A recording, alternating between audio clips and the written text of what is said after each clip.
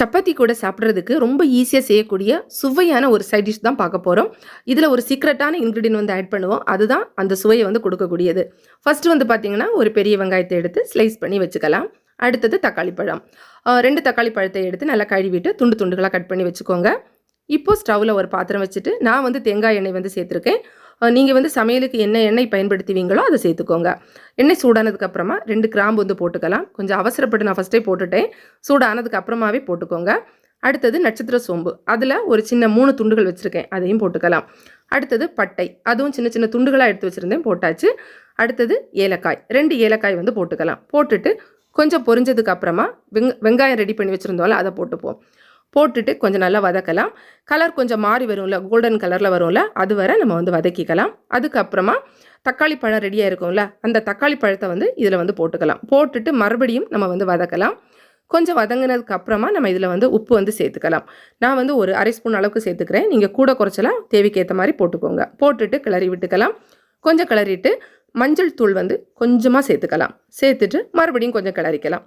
கிளறினதுக்கு அப்புறமா chicken masala powder ரெடிமேடாக கடையில் கிடைக்கும்ல, அதில் 1 ஸ்பூன் நான் வந்து போட்டிருக்கேன். இதில் நீங்கள் வந்து தேவைக்கேற்ற மாதிரி 2-3 ஸ்பூன் கூட போட்டுக்கலாம்.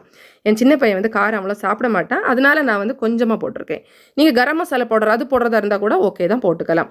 போட்டுட்டு கலந்துட்டு இப்போ நம்ம என்ன பண்ண போகிறோன்னா ஃபைனலாக சீக்ரெட்டான அந்த இன்க்ரீடியன்ட் சொன்னேன்ல, அதுதான் ஆட் பண்ண போகிறோம். அது வந்து வெல்லம், 2 சின்ன துண்டு வெல்லம் இதில் சேர்த்துக்கணும். அப்போ தான் டேஸ்ட்டு செமையாக இருக்கும்.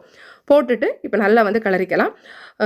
தண்ணி வந்து பார்த்திங்கன்னா நிறைய தண்ணியெல்லாம் சேர்க்கக்கூடாது, ரொம்ப கொஞ்சமாக நம்ம வந்து தண்ணி வந்து சேர்த்துக்கலாம். இங்கே பாருங்கள், இந்த அளவு போதும்.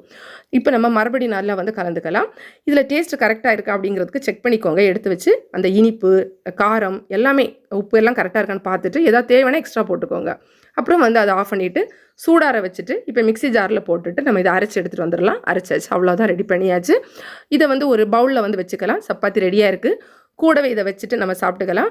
கட்டாயமாக ட்ரை பண்ணி பாருங்கள். அந்த இனிப்பும் காரம் அந்த உப்பு எல்லாம் கலந்து ஒரு சூப்பராக ஒரு சுவையில் இருக்கும், நல்லா இருக்கும். சேர்த்து வச்சு நம்ம சாப்பிட்டுக்கலாம். குழந்தைங்களுக்கெல்லாம் கூட ரொம்ப வந்து பிடிக்கும். குழந்தைங்களுக்கு அப்படிங்கும்போது கொஞ்சம் காரம் இன்னும் கம்மியாக பண்ணி வந்து கொடுங்க. ஓகேவா?